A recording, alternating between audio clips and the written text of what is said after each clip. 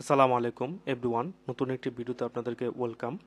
আজকের এই ভিডিওতে আমি আপনাদেরকে দেখাবো কিভাবে অ্যাডোবি ফটোশপের মাধ্যমে কোন একটি ছবির চুল এবং দাড়ি ঠিক রেখে আমরা ব্যাকগ্রাউন্ডটাকে রিমুভ করতে পারি।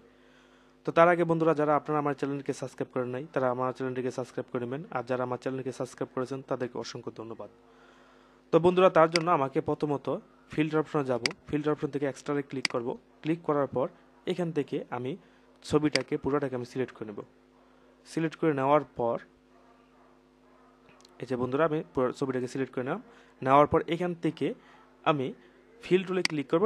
ক্লিক করার পর এখানে ছবি যে অপশনটা আছে ছবিটাকে আমি মার্ক করে দেবো, অর্থাৎ ছবিটার উপর আমি ক্লিক করব। ক্লিক করার পর এখান থেকে আমি ওকেতে ক্লিক করব।